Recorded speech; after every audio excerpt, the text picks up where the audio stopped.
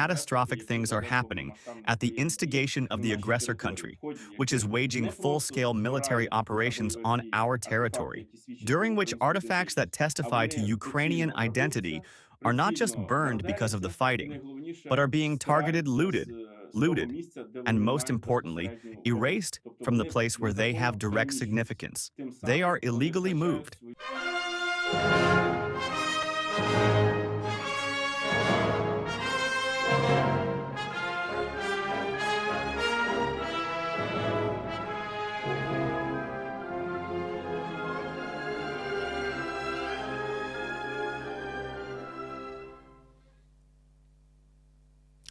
Hello, and welcome to this week's episode of On the Edge. This is our first show in which we are going to be using an interview conducted primarily in Ukrainian, transcribed, translated, and then reintroduced using an AI-generated soundtrack.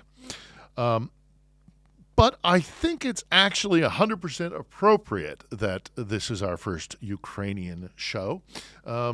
We created this entire channel and this studio in order to platform real, honest Ukrainian perspectives. And to have this topic be the one we do that with, well, I think that's only right because we're talking this week with Leonid Marushchak, a modern-day Ukrainian monuments man. And if you don't know the story of the World War II monuments man, you could, if you have to, I suppose, watch the movie of that name starring George Clooney and Matt Damon.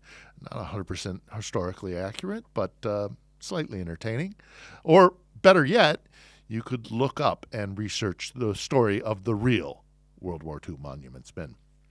Because they, like Leonid, went to the very, very front lines for a very good reason, to secure and take away from danger, to protect those items of real historical, cultural, and artistic value.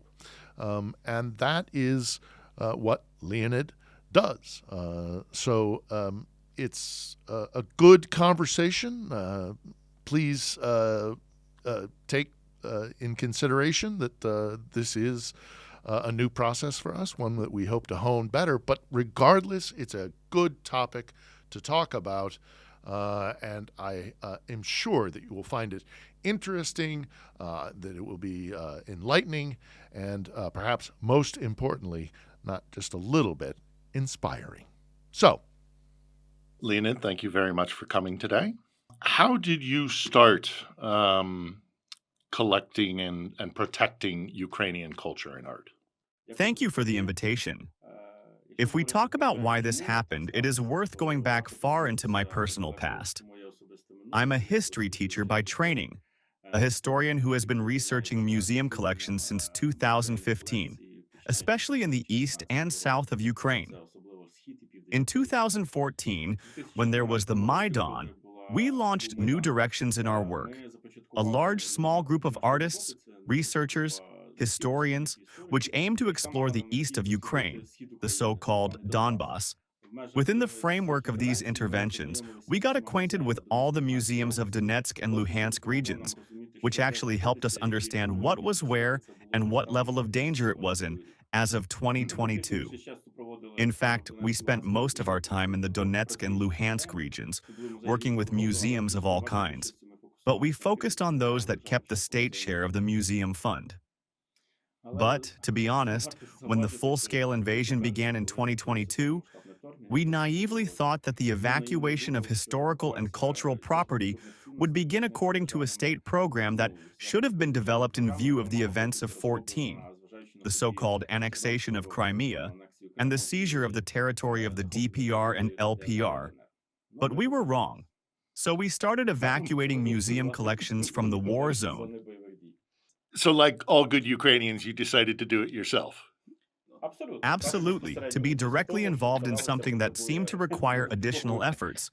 And if we were able to do it, then we shouldn't have stopped. So you had skills to give to Ukraine, and you decided to just do it.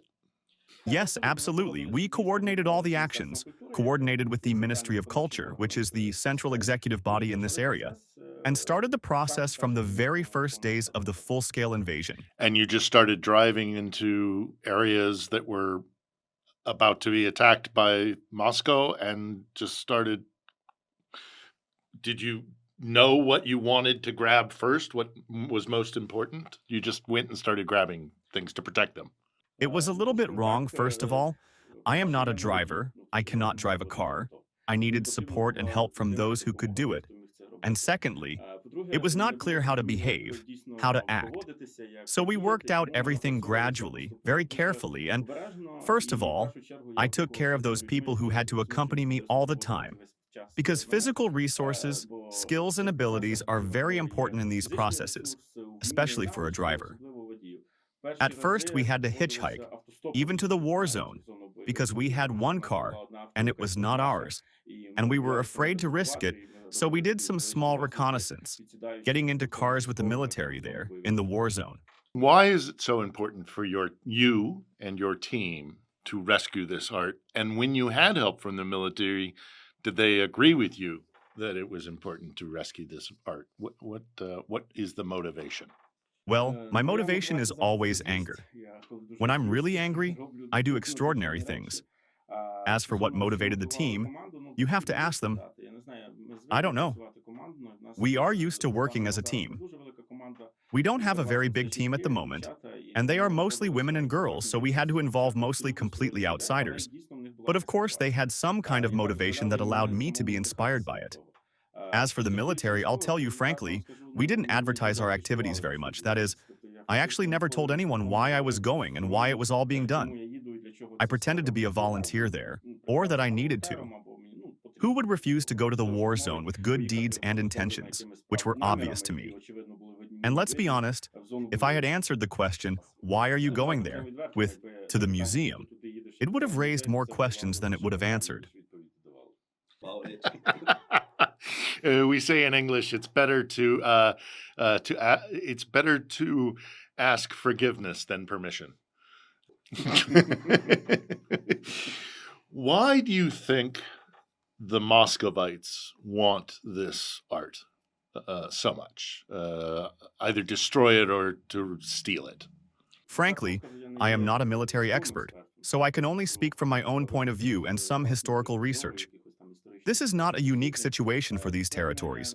There is probably a cycle, a repetition of certain actions in these territories and in Ukrainian history as a whole. What is happening in eastern Ukraine, in my opinion, was predictable. We were probably ready, and our team began to act actively in this context. It was understandable in the historical context. Why do they do this to the territories and the population? Because they need to constantly destabilize a certain situation and keep not only one country but the entire region in tension. Why they are so meticulous about museums is another question, and especially about artifacts of Ukrainian history, which can be discussed separately. It's been said that the Russians don't want to just conquer Ukraine. They want to destroy the idea of Ukraine, the culture, the history. Do you think that this is part of it, or do you think they just want to steal and rob and, get rich or something? Several things are clear from our own research on these processes that we are talking about today. First, there are government programs that are regulated, and there are private initiatives. I will give you a few examples. We have met a lot of looters in the territories who worked very specifically, for example, stealing artifacts from the Second World War. The largest number of collectors of World War II artifacts are in the Russian Federation. The same goes for the so-called socialist realism, a whole trend in art that has global significance, called socialist realism, which is in great demand in China, for example. And we see all this repeatedly in these same territories. Yeah. Well, I'm gonna I'm gonna combine two questions here. I want to talk about Kherson. That the reports that we have from Kherson, it was the Russians were taking art from the museums They were very organized and very methodical.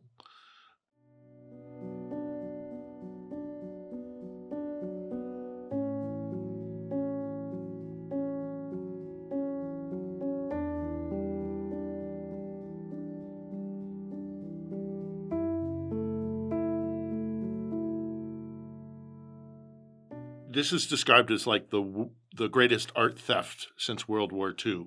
That seems to me to be organized by the state. What do you think about what happened in Kherson to the museums there? Obviously, there is still a lot to learn about the Kherson issue, and this is a matter for the investigative authorities.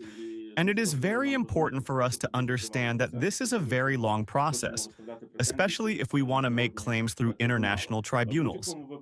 In any case, what is happening now in Ukraine, not only in Kherson, but also in other territories where these cultural heritage objects that are in museums are directly under threat, is a crime of the country that started this aggression. That is, regardless of whether it was a looter who came in, regardless of whether they simply burned down because a shell hit the museum directly, regardless of whether they were taken out or not.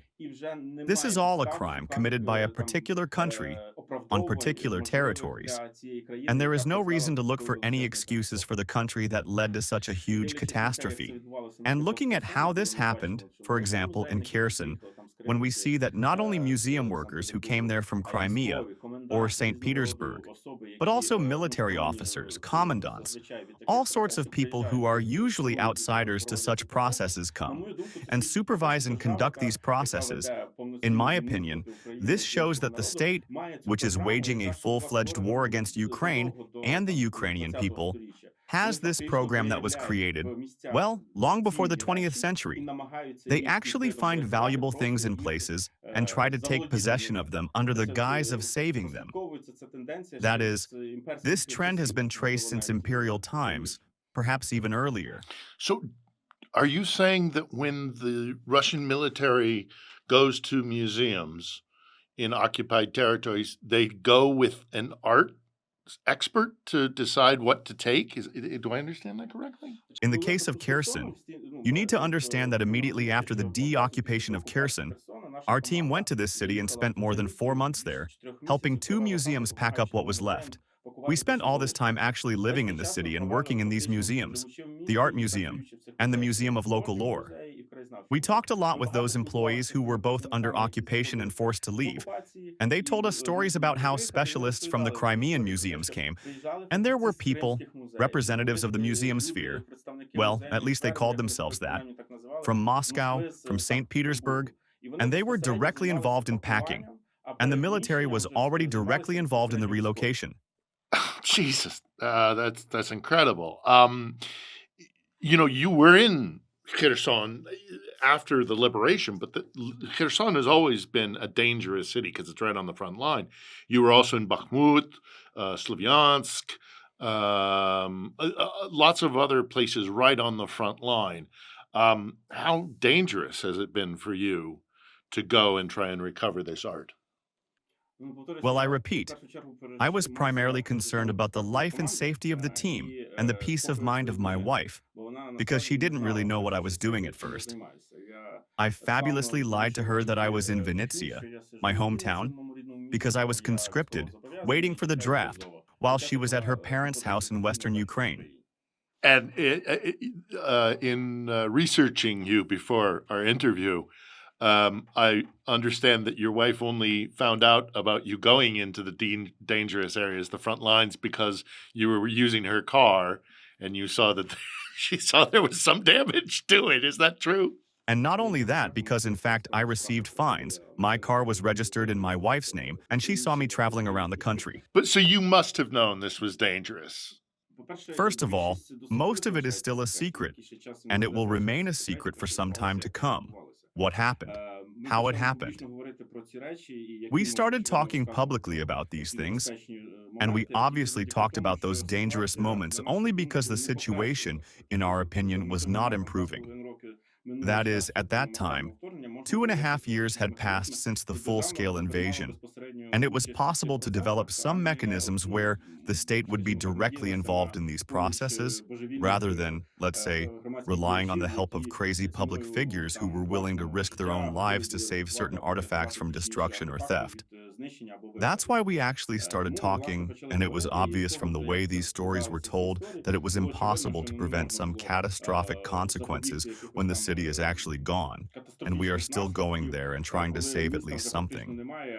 And then, frankly, in those zones, the danger is felt in a completely different way, not like much further away from the war zone, and especially when you read about a situation through the news. We are not the only ones in that zone all the time. There is a huge number of Ukrainian armed forces and other military units that are constantly defending the territory nonstop. So it is important to understand that you are not alone in that field, and you are not a single warrior. Although I do not consider myself a warrior, I am not a military man. But coordination of efforts is extremely important, and cross-sectoralism is very important in these stories. So, again, it is much more frightening when you look at those territories from afar and read about them in the news. It looks different when you are there. You mentioned that it's not just on the front line.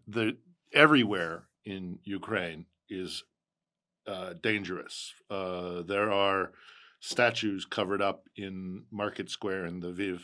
The museum in Kiev is empty. There's no safe place for art and culture in Ukraine. And there are those who say that Russia is targeting with drones and missiles against art here and culture. What do you think about that? In fact, in my personal opinion, the greatest catastrophe can be caused by the depopulation and devastation of a place where certain artifacts are located. This is the worst thing, because in these processes there is a missed, not in time, and most importantly, stolen, looted. The fighting in these processes is not as bad as the slow response to what is happening. Yes, of course, this is a catastrophe. We live in a time of huge disaster because we cannot respond to everything. But I repeat, a very difficult situation exists exactly where there is, so to speak, an arrival, and there is no one to quickly extinguish the fire or react to preserve the premises with broken windows. That's why we focused on the area of localization of hostilities from the very beginning. At that time, it was not clear that this was where it would happen in these 7 regions, but somehow we instinctively started acting. And when there was a feeling of total war throughout Ukraine, we still rushed to Donetsk, Luhansk, Kharkiv, Kherson, Mykolaiv regions, exactly where the war zone is now localized. At first, we were no longer engaged in packing and transporting, but in monitoring the condition of these objects, the buildings in which the museums were located. We would come and look through the windows because the entire infrastructure of the city was paralyzed and no one was going to work, and it was not clear what was happening.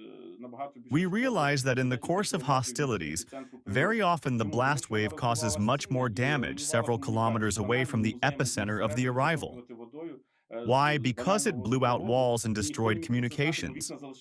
A museum could be flooded from the inside with water from a trivial water supply system, and no one could know about it because the windows were intact, or the other side of the windows was intact, and all the basements could be flooded. So we spent a lot of time traveling around these regions endlessly, looking through windows and making sure that there were complicated, shitty processes that seemed harmless in peacetime, because there is always a plumber who can come and fix a leak in 15 minutes.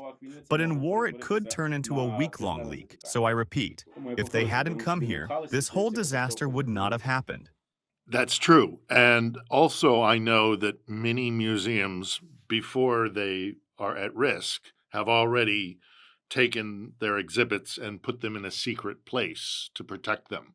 Secrecy is very important, and categorizing and recording what is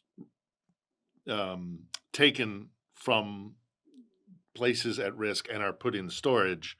This must be recorded precisely. You, I understand, have a ledger, but it's in a secret language or it's in code, so that the Russians, if they do succeed, they will not be easily, these items will not be easily found. How important is security in protecting and storing these artifacts? But they will not analyze anything.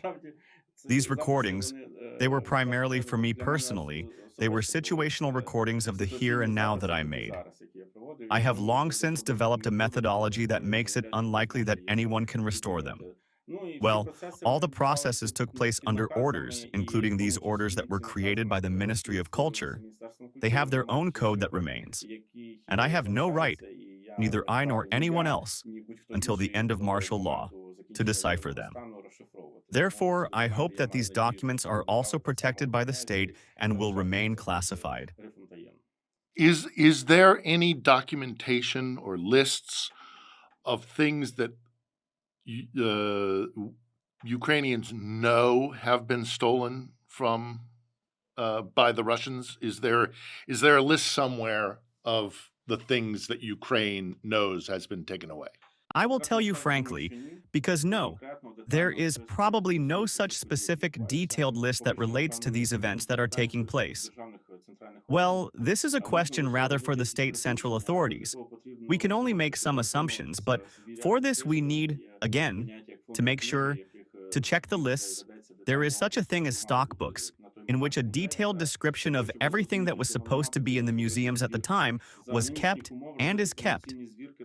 In order to understand what is missing, you need to make checks. Under the current conditions, it is, well, very difficult and in most cases dangerous to make full reconciliations. All that remains is to monitor the situation and record some specific releases there, break-ins, theft of specific items from the museum there, fire, burning, explosives getting into museums, which lead to catastrophic consequences. These are processes that we will have to deal with for decades to come, for sure. In any case, we have the opportunity and, most importantly, the need to record the fact that catastrophic things are happening at the instigation of the aggressor country, which is waging full-scale military operations on our territory, during which artifacts that testify to Ukrainian identity are not just burned because of the fighting, but are being targeted, looted, and most importantly, erased from the place where they have direct significance. They are illegally moved. Thus, they lose their local identification. How do you feel knowing that some general in St. Petersburg or some rich party member in China has Ukrainian art stolen? How does that make you feel as a Ukrainian, that they just sit in their houses looking at stolen Ukrainian art? It is this trophy seeking that makes me angry. It drives me. There is a case that I have already mentioned many times, and so I can repeat it, that one of the first museum collections that we took on very verbally to move in the first days of the full-scale invasion was a collection that was once transported from Moscow to a small town in the Donetsk region. At one time, the collection of a ceramics artist who was originally from the city of Sloviansk, Donetsk region, who was born there and left the territory of Ukraine during the Second World War, continued to be in Central Asia after the evacuation, and she lived in Moscow. After her death, her collection remained in a small memorial museum, and then after some time, it came from Moscow to Sloviansk.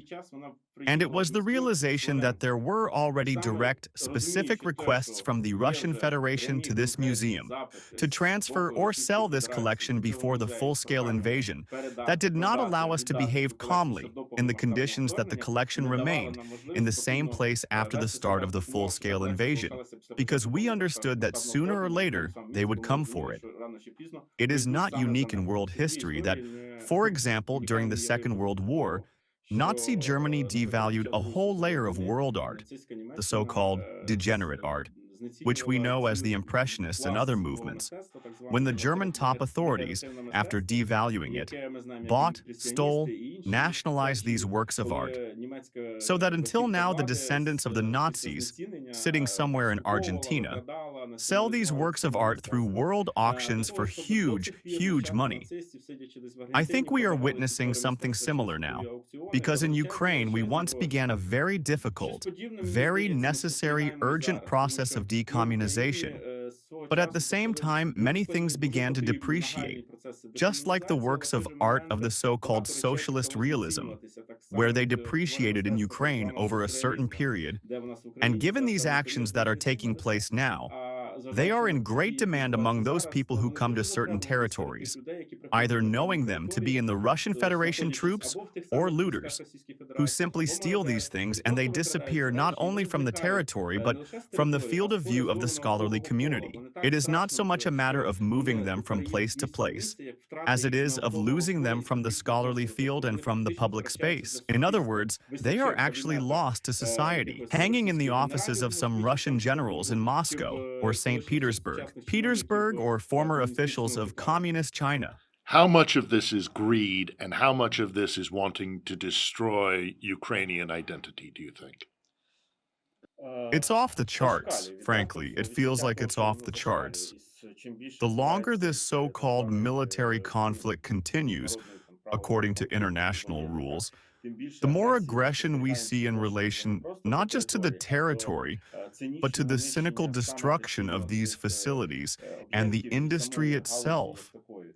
It's not so much about the quantitative indicator, but it's important to simply record the fact that it exists, that it shouldn't exist, that it's unacceptable. But it does exist. And it's not a question of 1 or 100 units. It's a question of what this item could have preserved without this military aggression and these targeted attacks on the Ukrainian identity that these artifacts symbolize. I think you're right, and, whatever the motivation is, one way or the other, Ukraine's heritage and culture and art is not there for the children today, or if things are not returned, the children of the future. Ukraine's young generation now and other generations to come will not have access potentially to these artifacts. How does that make you feel? Perhaps I could say despair, but probably not in this case. I want to say that I have a feeling and understanding that we have to move in this direction on a national scale. That is, to rethink the role and place of each object from a particular museum or private collection in relation to a particular region. Because it is precisely because each object is not just a beautiful thing, that it is an invaluable carrier of information.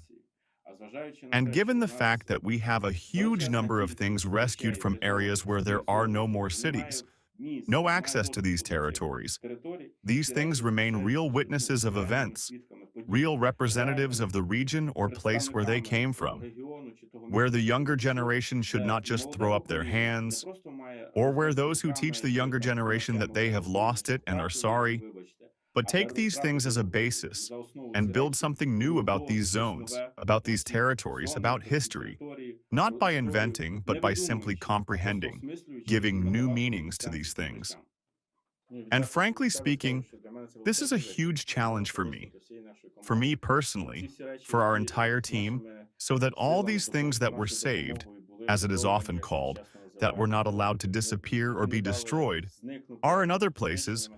We have to work for a long, long time to ensure that these things do not become a decoration of the place, that this thing was rescued from somewhere, that it is some kind of new artifact, so that this thing is not lost among other things in that place and is targeted to those territories to which we will sooner or later have to return, regardless of whether they are occupied now or temporarily unavailable, so that they take their place exactly where they came from.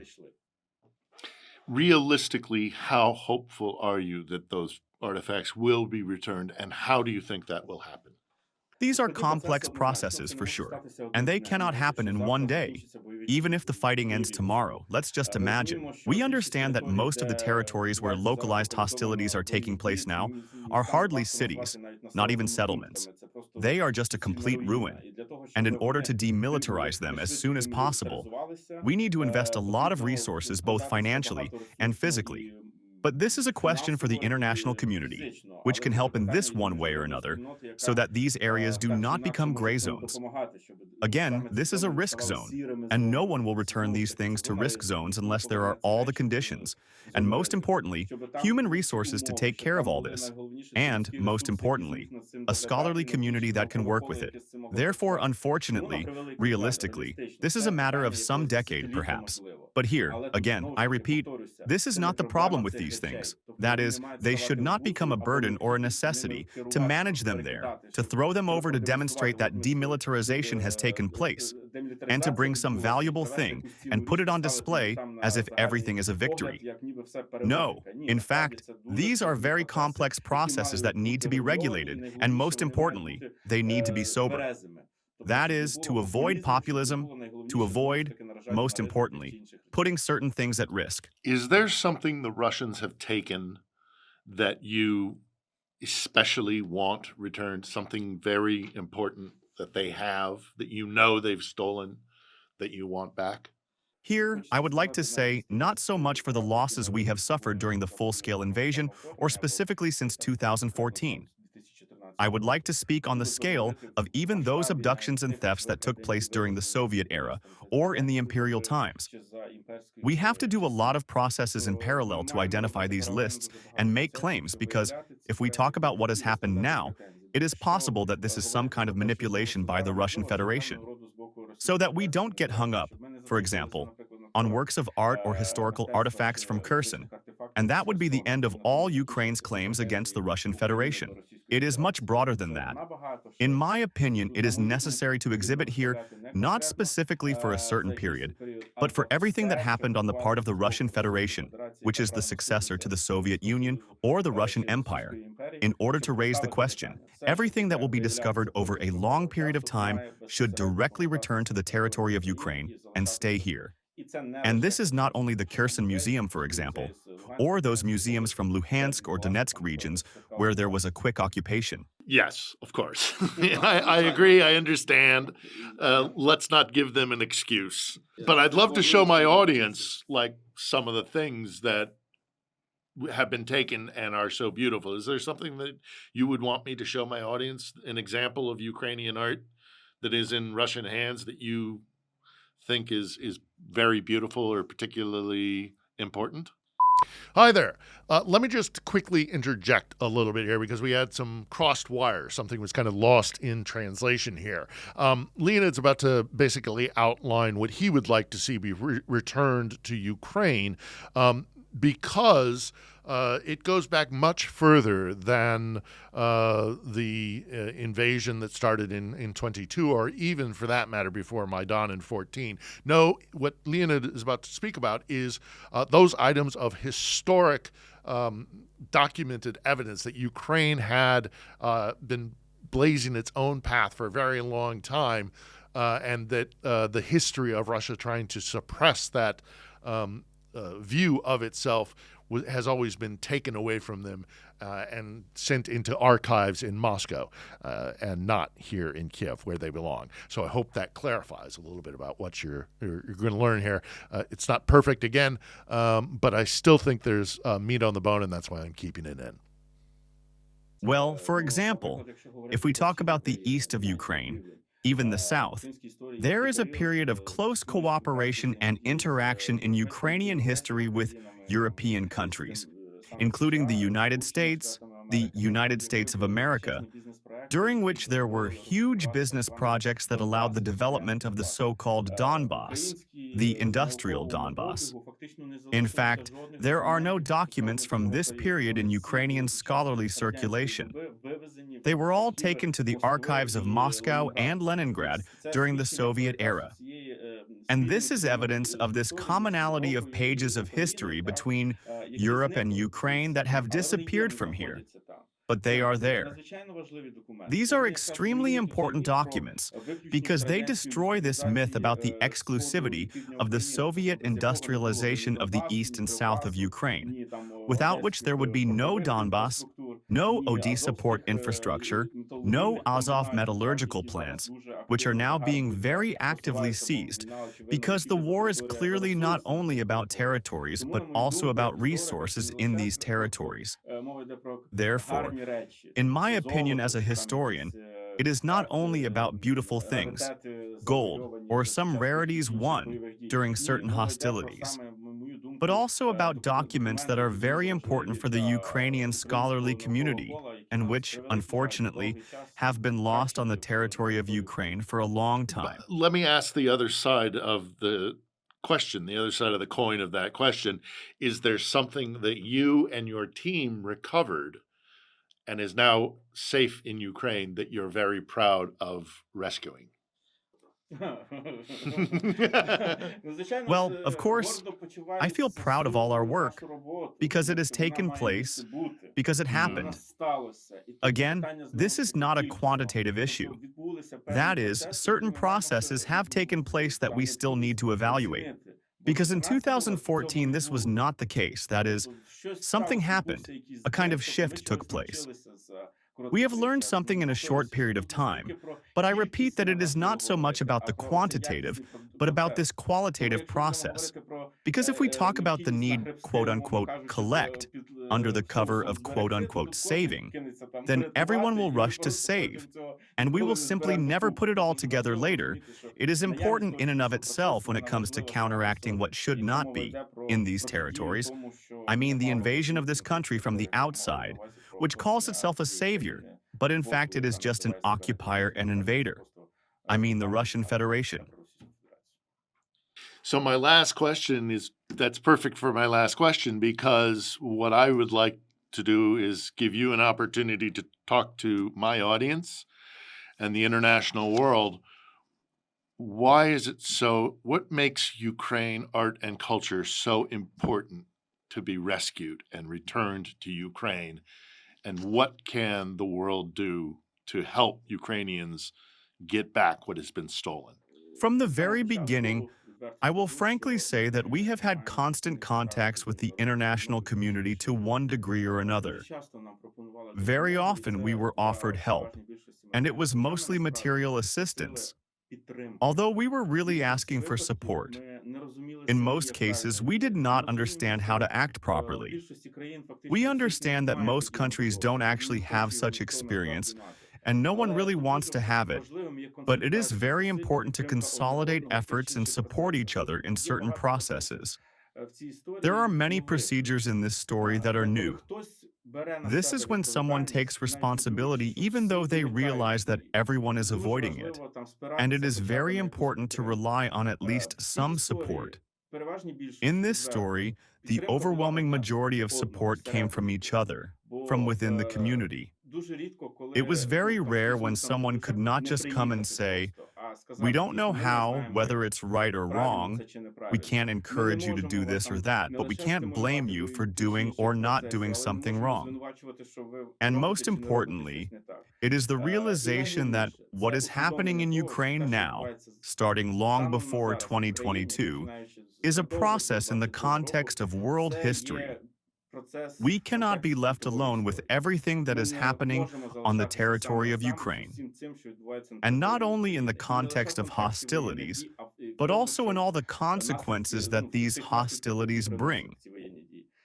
This is a matter for the entire international community.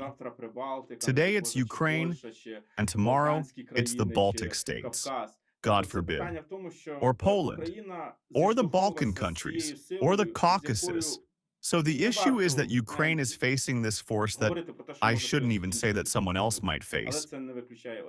But this is not mutually exclusive. And so, if we say that we are dealing with this, if someone wants to understand how this happened in the future, not to avoid responsibility, to do it together and take responsibility. Do you have any kind of like support where people can donate to help? Yes, we have created such a small resource. We have a public organization that has accounts where you can, if anyone is interested, transfer donations. But we avoid grant money because they require grant reports, which simply drag on for years. And we simply cannot afford to spend money on bureaucratic procedures, on reports. Therefore, we Так. are very careful in this matter. But really, if someone wants, we can give these details. If someone believes in the need for this work that we are doing, then please, we will be very happy. I will say frankly that this whole process is not a question of big money. It is a question of understanding each other, forming a stable, good team, and most importantly, supporting each other. Well, folks, that's why perhaps the best thing that we all can do is to share this video, this interview, to as many people as possible. So please do repost, subscribe. That helps the algorithm, all that good stuff. Because the work that Leonid is doing, to my mind, is incredibly important because a country that has its cultural identity and its historical identity stolen from it is a country that definitely needs the help of all right-minded people. Leonid Marushchak, Marushchak. thank you very much for coming today. Дякую і Дякую слава вам. Україні. Героям слава.